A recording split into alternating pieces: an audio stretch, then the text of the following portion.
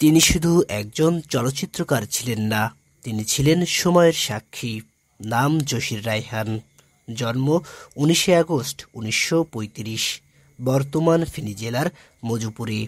সাহিত্যে হাতেখড়ি, গল্প লিখে পরে সিনেমায় প্রবেশ।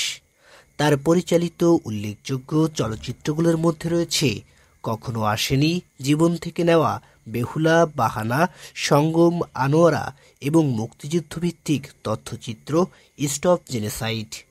তার চলচ্চিত্রে উঠে এসেছে সামাজিক সচেতনতা, রাজনৈতিক প্রতিবাদ ও বাস্তবতা, যা তাকে একজন চলচ্চিত্র বিপ্লবীতে পরিণত করেছে। সাহিত্যে তার অবদানও অসাধারণ।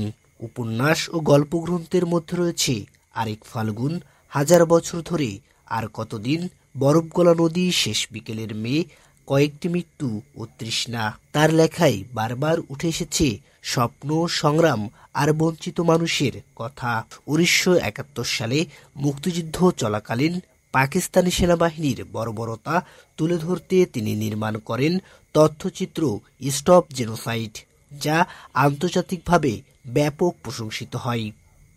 তবে দুর্ভাগ্যজনকভাবে যুদ্ধ শেষে 30 জানুয়ারি 1972 সালে নিখোঁজ হন।